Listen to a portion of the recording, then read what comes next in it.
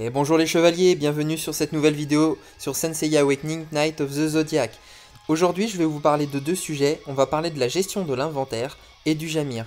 Pour ce qui est de la gestion de l'inventaire, c'est une demande que m'a fait l'un des abonnés. Je peux le comprendre, on a beaucoup d'objets et souvent on ne sait pas quoi faire de certains, donc c'est parti. Donc pour ce qui est de l'inventaire, j'ai fait exprès d'avoir un inventaire bien chargé pour vous montrer un petit peu voilà, à quoi servent les objets et puis quoi faire de certains. Alors déjà règle numéro 1. Quand vous avez votre inventaire, même si vous ne savez pas quoi faire d'un objet, ne le vendez jamais. On garde en fait des objets qu'on a eu lors des événements précédents. Et en fait, ces événements, sachez qu'ils peuvent revenir. Donc si jamais ces événements reviennent, vous prenez de l'avance pour ce qui est de la gestion de l'événement et pour obtenir des objets supplémentaires. Donc ne vendez jamais un seul objet. Donc comme vous voyez à droite, on a des onglets. On a tous, donc avec tous les objets, les consommables, les matériaux. Donc on va partir sur les consommables.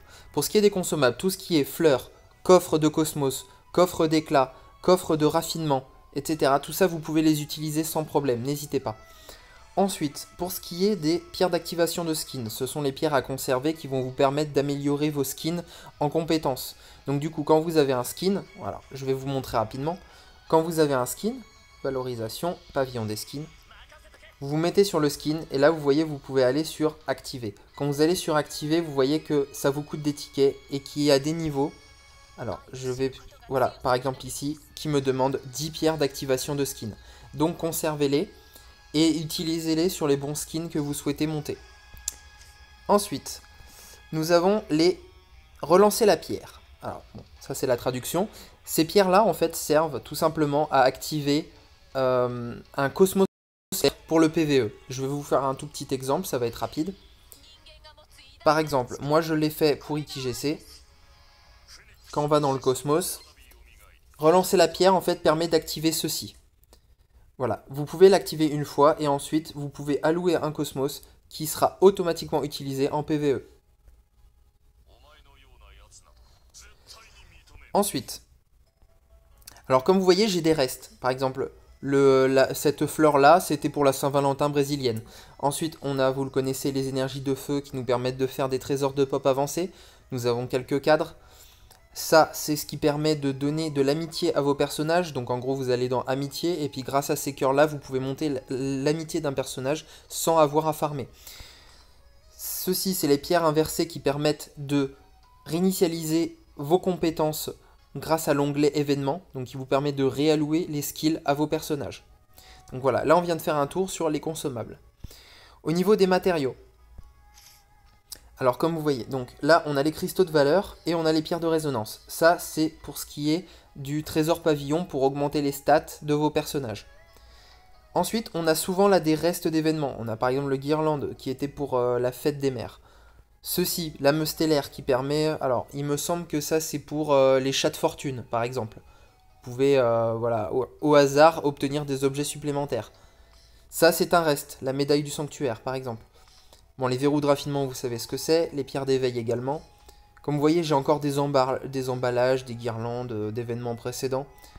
Ceci, les sacs de condiments, les beignets d'oignons, vous savez, quand il fallait... c'était pour cuire la Turquie, vous savez, c'était quand il y avait l'histoire de la dinde. Voilà, donc ça, on ne sait pas si ça va revenir. À un moment aussi, on pouvait obtenir les lettres KOTZ dans le jeu, qui permet ensuite d'échanger contre des objets. Il y a des restes, voilà, peut-être que l'événement reviendra.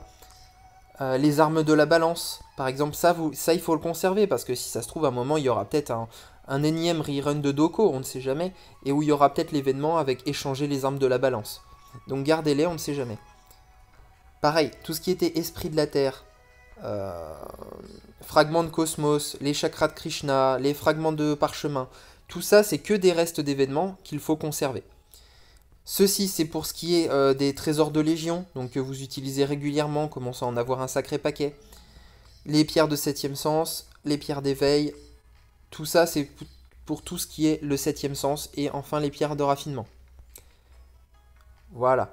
Ensuite, on a les tickets de mêlée que vous pouvez acheter aussi tous les lundis. Alors, le lundi, vous pouvez aller voir donc, le personnage qui vous permet de lancer la mêlée et vous pouvez acheter 2 tickets supplémentaires pour 200 diamants. Sachant que le samedi de la mêlée, vous allez pouvoir en acheter 2 de plus et que vous allez en recevoir aussi 2 par courrier. Ça va vous faire 6 tickets de PVP mêlée. Donc ceux du lundi, ne les loupez pas, car il me semble, je peux me tromper, mais il me semble que vous ne pouvez les acheter que les lundis. Ensuite, on a aussi les vœux astraux, enfin, le vœu astral, les clés spatio-temporelles, tout ça c'est pour tout ce qui est farming, ça c'est pour ce qui est DRC. Les murmures des dieux, très très rares, ne vous en débarrassez jamais. Il faut à tout prix les garder pour monter les dieux en niveau, donc c'est-à-dire Aphrodite, Arès, etc. Donc voilà, on vient de faire un tour donc sur ce qui était de l'inventaire au niveau des matériaux, et enfin les éclats. Les éclats, c'est ce qu'il faut conserver pour obtenir des chevaliers supplémentaires, etc. Et aussi les éclats que vous demandez à votre légion. Voilà. Pourquoi est-ce que je voulais faire aussi un petit parallèle entre l'inventaire et le Jamir? Parce que, alors, pour ce qui est du Jamir, à partir du premier de chaque mois, commence ce qui s'appelle les phases de qualification. C'est-à-dire qu'on a le championnat de Jamir ici. C'est-à-dire que le premier de chaque mois, le PVP reset à 0. À partir du moment où, par exemple, là, on était le mercredi 1er juillet. Mercredi 1er juillet, le PVP a reset. On va avoir jusqu'au lundi suivant pour avancer le plus possible en Galactic Duel. Donc on va avoir mercredi, jeudi, vendredi, samedi, dimanche. Lundi va commencer le Jamir, où on va pouvoir donc aligner 2 compositions et puis essayer d'avoir des points. Sachez que si jamais vous prenez énormément d'avance en Galactic Duel, c'est capé jusqu'à légendaire 40 étoiles.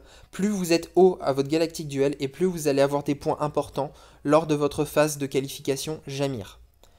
C'est très important à savoir puisque voilà, si ça rush le Galactic Duel, ce n'est pas pour rien. Ça vous permet de démarrer bien plus haut et donc avoir de meilleures récompenses et de moins galérer dans les phases de qualification.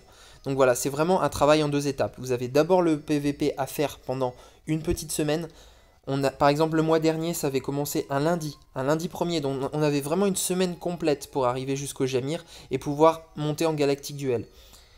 Le mois d'avant, on était tombé un vendredi, c'était une catastrophe, parce que du coup, on n'avait que le vendredi soir, le samedi et le dimanche, et après, directement, on commençait les phases de qualification Jamir, donc on n'avait pas beaucoup de points, et ça, c'était vraiment difficile.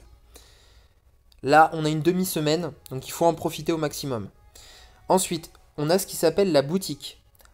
Quand vous faites du Jamir, enfin, quand on est en phase de Jamir, vous pouvez aller dans la boutique et échanger contre des points de Jamir des objets dans la boutique. Sachez qu'on peut faire aussi un échange d'objets pour obtenir des points de Jamir supplémentaires, soit pour faire des paris, soit pour obtenir des objets directement.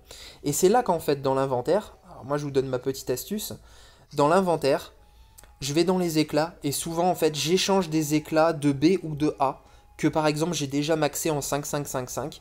Voilà, par exemple Luna, généralement on l'a déjà maxé, Kiki on l'a déjà maxé, ça sert à rien d'obtenir des doublons de ces personnages là. Voilà, certains auront déjà fini Isaac, d'autres Yoga, d'autres Marine. Donc échanger ces éclats là en boutique de Jamir, on peut obtenir jusqu'à 10 000 points à échanger directement en boutique, et donc vous pouvez obtenir 10 étoiles avancées, vous pouvez obtenir des fleurs pour vos temples, etc. Donc voilà, c'est pour ça que je voulais faire un petit parallèle entre le Jamir et la gestion de l'inventaire, puisqu'il y a des objets que vous pouvez vous séparer comme des éclats pour la boutique du Jamir. Donc voilà, j'espère que maintenant c'est un petit peu plus clair pour vous au niveau de la gestion de l'inventaire. Et que au niveau du Jamir, pareil, j'ai été assez clair sur comment obtenir des points supplémentaires pour démarrer plus haut lors de la phase de qualification qui aura lieu le lundi prochain. Donc n'hésitez pas à vous abonner à ma chaîne, n'hésitez pas si vous avez des questions, et je vous dis à très bientôt pour de futures vidéos. Ciao les